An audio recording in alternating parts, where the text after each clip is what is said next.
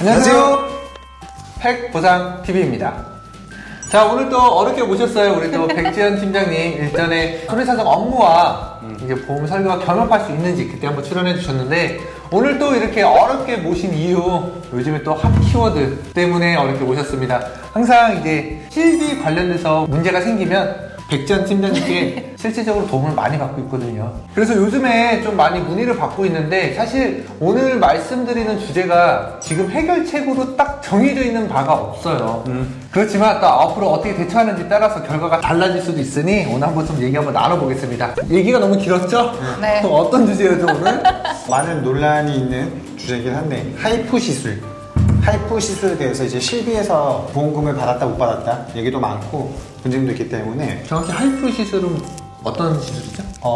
제가 알기로는 우주파를 쏴가지고 체내에 있는 이제 작은 근종이라든지 작은 성근증이라든지 이런 이제 병태에 대해서 치료하는 방법 중에 하나라고 알고 있거든요. 그렇죠. 자궁근종 시술입니다. 네. 자궁을 살리기 위한 보존적, 마지막으로 할 수 있는, 자궁을 적출하기 전에 정말 마지막으로 할 수 있는 치료가 하이프 시술이죠. 네. 네. 제가 알기로는 지금 사실 여러 보험사 중에 실비는 다 지급이 되고 어느 특정 한 보험사만 지금 지급이 안 되는 걸로 알고 있어요. 네. 그 회사를 저희가 뭐 직접적으로 언급을 할 수는 없겠지만 특정 보험사 상품만 지금 의뢰를 받고 문의를 받고 있거든요. 근데 이렇게 분쟁이 좀 계속 좀 일어나고 그 보험사에서 이렇게 먼저 움직이는 이유가 좀 뭐라고 생각이 드세요? 손해 계산 아닐까요? 아무래도 이제 근종을 떼내는 어떤 수술적 외과적인 방법보다는 이게 좀 고비용이고 또 이제 비급여가 많이 발생하다 보니까 적정성 때문에 이렇게 좀 문제가 되지 않나 그런 생각을 합니다. 아, 그렇다면 그 특정 보험사 말고 다른 보험사는 이 하이프 시술에 대해서 뭐 실비 청구 관련해서는 크게 문제가 있거나 그러진 않죠? 네, 현재 문제가 있지는 않아요. 거의 다 지급을 하고 있어요. 그러면 지금 가장 그 보험사에서 무조건 이 하이프 시술 실비 청구를 하게 되면 의료자문을 무조건 주장을 하고 있다고 들었어요. 맞습니다. 실제 의료자문이라든지 이런 부분 그 특정 보험사에 대해서 청구를 해본 적은 실제 경험이 있으시나요? 있습니다. 그러면 다 똑같은 패턴과 맥락으로 다 진행이 되고 있나요?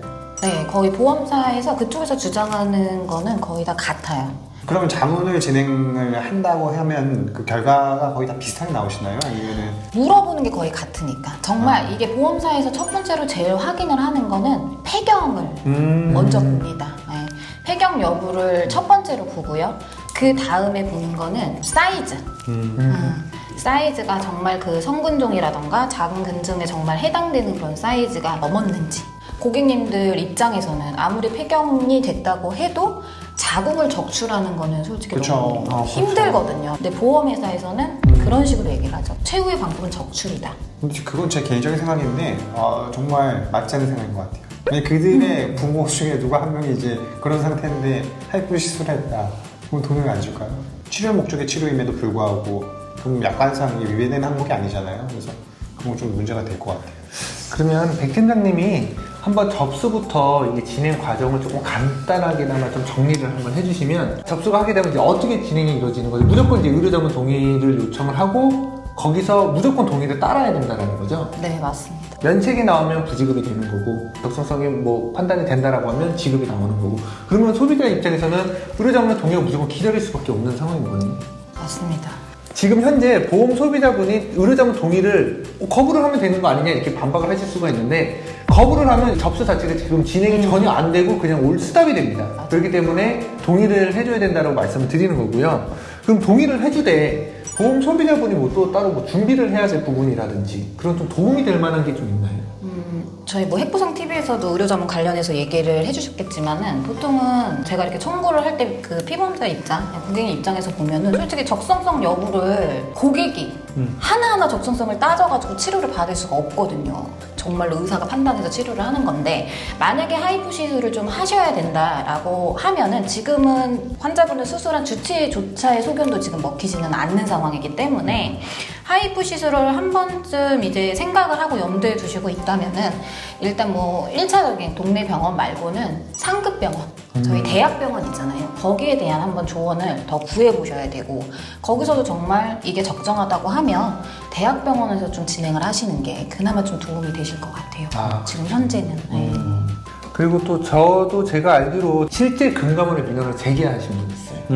의료자문을 계속 요청을 해가지고 의료자문을 거부를 하는 상황에서 금감원의 민원을 제기를 했는데 금감원에서 답변이 의료자문 동의를 해주라고 받았어요.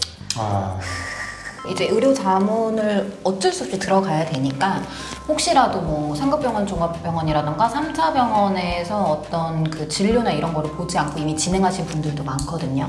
그랬을 경우에 무조건 이제 보험회사에서 의료 자문 간다고 해서 뭐 어쩔 수 없어요, 뭐 사인해드릴게요 하지 마시고 시술을 권했던 병원에 좀 가셔가지고 주치의분께 이게 정말 하이프에 대한 근종이 몇 cm였고 폐경 여부라던가 주 통증 호소 이런 부분 종합적으로 정말 하이프 시술에 대해서 적정한지에 대한 부분을 한번 소견을 더 받으세요. 그 내용을 한번 소견을 받으셔서 그 보험사에 같이 제출을 해서 요것도 같이 제출을 좀 해달라고 한 번쯤 얘기를 해보시는 것도 좋을 것 같아요. 이거 진짜 엄청 꿀팁 같아요. 그럼요. 왜냐면 아무리 뭐 자문하시는 의사 선생님들도 권위 있는 분들이시겠지만은 치료의만큼 환자 상태를 잘 알고 있는 사람이 없잖아요. 그리고 아주 좋은 그런 말씀이었습니다. 자, 오늘은 이렇게 뭐 해결 방안이 명확하게 잡혀있지가 않아가지고 조금 내용이 좀 어수선했을 수도 있었는데요.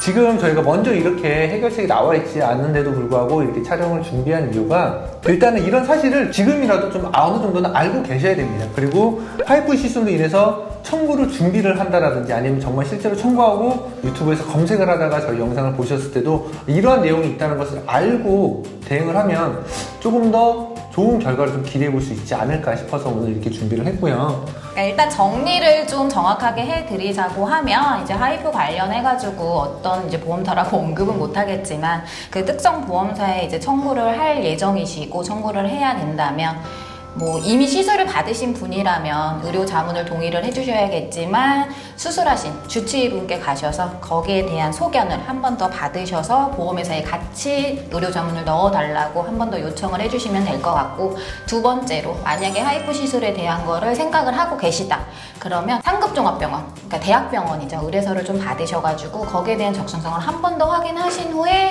대학병원에서 진행을 하시는 게 훨씬 더 수월하지 않을까 생각합니다. 이 시간 이후로 혹시나 뭐 진행 과정에 있어서 또 새로운 뭐 업데이트된 자료라든지 아니면 뭐 새로운 방법 등이 있으면 또 추가 영상으로 좀 저희가 내용 준비해가지고 여러분들께 좀 도움이 될 만한 내용으로 다시 한번 또 화면 앞에 서겠습니다. 핵심 보상 정보만을 알려드리는 핵보상TV였습니다. 감사합니다.